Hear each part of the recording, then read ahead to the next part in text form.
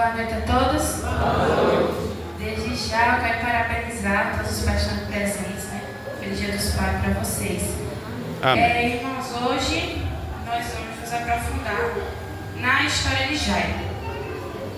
É uma história que nos mostra a recompensa que nós temos em poder confiar em Jesus. Vamos abrir nossas Bíblias lá no Evangelho de Marcos.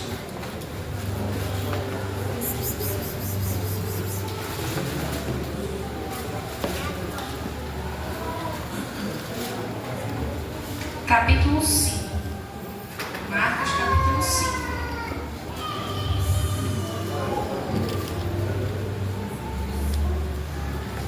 Amém? Antes de tudo, vamos pedir orientação a Deus, né, para que possamos entender o que Ele quer nos falar hoje. Vamos orar ao Senhor, vamos falar com Ele. Querido e bondoso Deus, muito obrigado porque o Senhor nos trouxe aqui mais uma noite para poder ouvir Tua mensagem. Que o Senhor possa nos dar calma, nos dar sabedoria e entendimento para podermos compreender Tua mensagem que o Senhor nos quer falar essa noite. O Senhor pode estar com todos aqui e o Senhor pode estar comigo, Pai, que eu não possa falar de mim, mas sim de Ti. Usa esse corpo, usa esse microfone, acalma as crianças, acalma nosso coração. Em nome de Jesus, amém. Amém.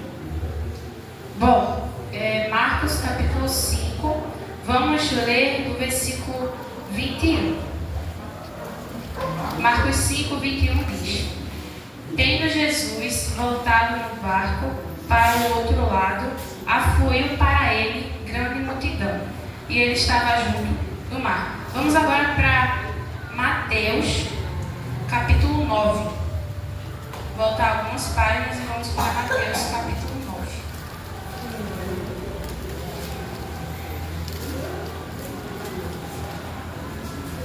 Mateus 9, versículo 18. Todos encontraram? Amém.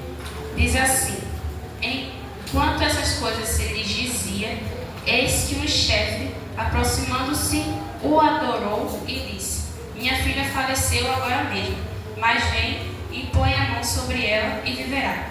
Irmãos, como Jairo sabia que Jesus ia estar naquela hora?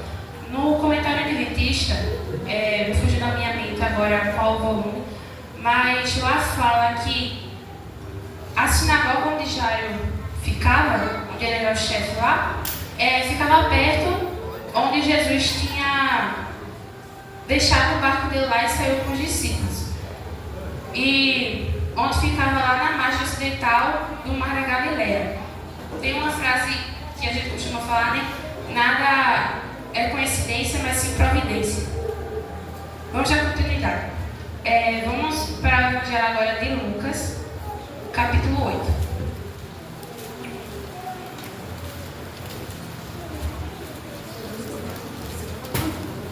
Ela é muito ligeira.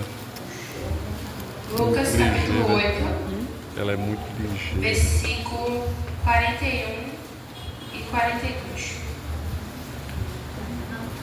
Amém? Amém. Diz assim: Eis que veio um homem chamado Jairo, que era chefe da sinagoga, e prostrando-se aos pés de Jesus, lhe suplicou que chegasse até sua casa, pois tinha uma filha única de uns 12 anos que estava morta. Porque Jairo ele estava tão desesperado assim. Naquela época, as pessoas foram passando de família em família, falando que se o primogênito daquele casal morresse, todos daquela geração também poderiam morrer. Mas assim, como Jairo ele era chefe da sinagoga, a sinagoga era onde falava, era um templo religioso. E ele sabia de tudo da Bíblia, né? Então ele teve esse texto na sua mente. Vamos lá em Salmos 127.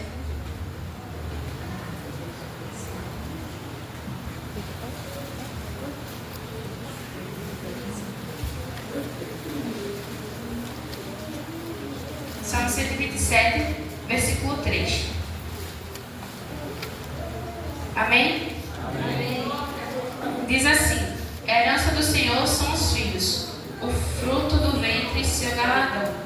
Jairo, ele estava preocupado porque ele sabia que aquela menina que ele tinha, aquela sua filha, não era dele, mas sim era a herança do Senhor. Então ele queria fazer de tudo para poder salvar ela, para poder trazer algo melhor para a vida dela. E é aqui que começa que começa a mostrar, né, lá no versículo 41 de Lucas 8:41. Começa a mostrar algumas características de de Jairo. Vamos voltar lá para Lucas. Lucas 8:41.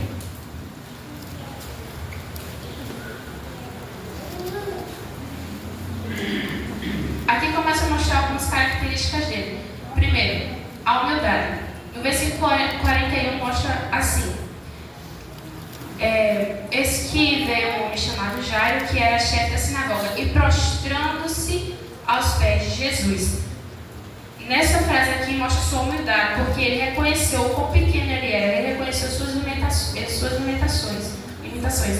Ele reconheceu que quem estava na vida dele não era qualquer ser, não era qualquer pessoa.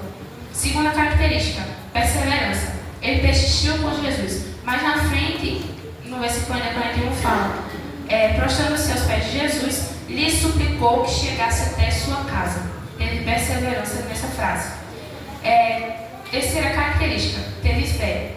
Ele tinha certeza que Jesus poderia salvar sua filha. E a quarta característica, dentro dessas 4 características de Jairo, essa é a que mais me chama a atenção, que é a paciência. Jairo, ele teve paciência com a multidão, pois era a multidão que, vamos dizer, que atrapalhava meio o caminho por onde Jesus ia passar até chegar a sua filha. Jairo não deixou que a multidão pudesse atrapalhar. E avançando mais na frente, no versículo 49, fala que enquanto Jesus estava lá em direção à sua casa, aí acontece a cura da mulher enferma. E no versículo 49 fala que nos veio, vamos ver, fala ele ainda quando veio uma pessoa da casa do chefe da sinagoga, dizendo: tua filha já está morta, não incomoda mais o mestre. Mas Jesus, ouvindo isso, lhe disse: não temas, crê somente e ela será salva. Amém. Mesmo Jairo sabendo que sua filha já estava morta, ele não mostrou descrença em Jesus. Ele continuou ainda confiante, ele teve fé e ainda perseverança. Agora eu quero abrir um parêntese. Os pais aqui que estão presentes, vocês estão sendo um bom exemplo para o filho de vocês? Vocês devem estar pensando aí na cabeça de vocês: sim, eu sou um bom exemplo. Vamos começar com um assunto atual. Todos que frequentam a igreja aos sábados sabem que todo o começo da escola sabatina, quando nós reunimos na nossa classe, tem a ficha a ser preenchida. E dentro dessa ficha tem algumas perguntas. Uma das principais é: quantos fizeram diariamente o culto familiar? Vou dar um exemplo aqui. Uma sala tem mais ou menos 5 pessoas. 3 pessoas dessas 5 respondem que fizeram diariamente o culto familiar. Irmão, se a gente soubesse a importância do culto familiar, nós nunca deixaríamos de fazer o culto familiar. Primeiro, o culto familiar nos ajuda a ter uma comunhão diária com Deus. Segundo, o primeiro contato da família ao acordar. Então isso demonstra uma conexão, faz com que a família tenha uma conexão. Lá em casa, lá em casa, né? Testemunho próprio da gente. Lá em casa não importa se a gente está com a cara feia, se está com a cara bonita, temos que fazer o culto familiar. A gente começa com a cara feia, mas no final a gente começa a rir, abraça, sorri, e é isso que faz com que a família fique mais ligada entre elas mesmas e com Deus. Eu faço a mesma pergunta do começo que eu fiz. Você, pai, tem feito com que seus filhos vejam em você as características que Jairo tem? Vou celebrar as características de Jairo. Primeira característica, a humildade. Segundo, perseverança. Terceiro, a fé. Quarto, a paciência. Você tem feito ele pensar desde pequeno qual a importância do culto familiar? Aqui eu fecho meu parênteses com essa pergunta. Jairo, ele viu aquela multidão na frente dele, mas isso não fez com que ele parasse. Você, pai, deve mostrar aos seus filhos que nenhum obstáculo é grande demais para buscar a Deus. Você tem mostrado isso a ele? Que nenhum obstáculo é grande demais para buscar a Deus, que nenhum cansaço é grande demais para poder fazer você não ir para a igreja? Irmãos, Jairo ele foi perseverante. Ele não deixou com que uma simples multidão pudesse atrapalhar ele para fazer com que ele recebesse sua recompensa no final. E para começar a conclusão dessa mensagem, eu tenho um testemunho para falar para vocês. Basicamente, 16 anos atrás, uma família, ela recebeu a notícia que seria pai. Mas antes disso, eram 2 casais. A mulher, ela fazia um tratamento muito forte, porque ela tinha cisto no útero. E nisso ela tomava muitos remédios fortes e ela foi fazer uma consulta matinal assim, para saber se o cisto tinha um avanço, teve um avanço assim para pior ou para melhora, né? Quando chegou lá, o médico não sabia que ela ia fazer a ultrassom para descobrir o cisto. E nisso, ele falou assim: parabéns, mamãe, você tá grávida. Aí ela falou assim: não, doutor, olha aqui. Essa mulher, né, levava sempre os remédios dela para ir para toda a consulta dela. Olha aqui, doutor, são esses aqui. Os remédios que eu tomo para fazer com que eu melhore o cisto. E nisso o médico falou assim: não, isso não está certo, você já era para ter perdido esse feto que está dentro de você. E ela falou assim: doutor, eu tenho um cisto. Ele falou: não, você está grávida. E ali se juntaram mais ou menos 10 médicos naquela sala para consultar aquela mulher. Da boca dela sempre saía: doutor, eu tenho um cisto, não estou com feto no meu ventre. E ali saiu uma resposta de todos os médicos pela mesma boca: você está grávida. Aí ali, ela vendo toda aquela situação, ela liga para o seu marido: olha, vamos ser pais. Ele fala: como isso é possível? Não tem condições. Você toma remédios fortes para tentar tirar o cisto que está na sua barriga. E ela falou: os médicos estão aqui falando que eu estou grávida e fizeram a ultrassom, então está lá o feto. Meses se passaram e foram para uma consulta, né? Pré-natal que se fala, né? E chegando lá, o médico falou assim: olha, você está grávida, mas assim, tem muita chance desse feto sair, ter alguns problemas, tanto na mentalidade quanto físico, ser, assim, esses problemas assim, né? E ali, mas não aquele médico não sabia que dentro daquela sala havia um pai que tinha as mesmas características de Jairo. Pai que tem fé, tinha perseverança e tinha humildade. Ele entregou nas mãos de Deus.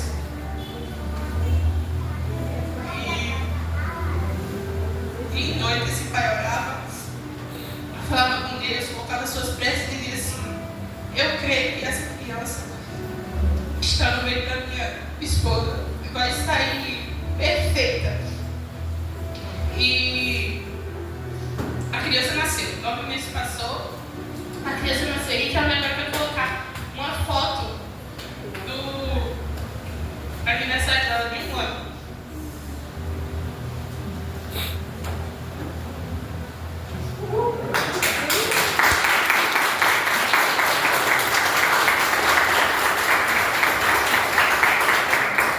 Irmãos, olha aí o cisto que estava na barriga da minha mãe. Chega até a ser engraçado, né? Aí aqui uma pessoa perfeita, não tem doença alguma. E isso mostra o que é Deus, acreditar que Ele pode fazer tudo, só basta você entregar nas mãos dele. E foi isso que aconteceu com Jairo. Ele entregou nas mãos de Deus e chegou lá no final da história, chegou lá, sua filha foi ressuscitada e viveu com ele, né? E 15 anos se passaram e a foto, atualiza a foto do Kelvin. E tá aí o pai que orou pela sua filha, que ainda ora e entrega a vida minha e do meu irmão todos os dias nas mãos de Deus para nada mal aconteça com a gente. E irmãos, eu peço que vocês fiquem de pé, e os filhos que estão aqui fiquem perto dos seus pais para orarmos. Eu vou descer aqui e vou ficar perto da minha família. E aqueles filhos que não estão aqui com o seu pai, que você possa ficar perto de uma pessoa que você considera assim, um pai na fé, uma filha na fé.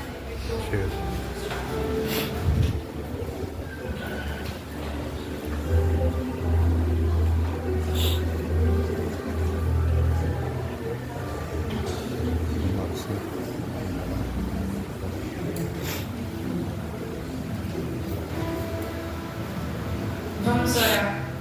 Querido Deus, como é bom, Pai, ter pessoas que intercedem por a gente dia e noite. Muito obrigada, Deus, por esse milagre que o Senhor concedeu na minha vida. Esse milagre que está aqui testemunhando o teu grande poder sobre minha vida e da minha família. Que o Senhor possa estar aqui, ó, Pai, abençoando cada um, ó, Pai.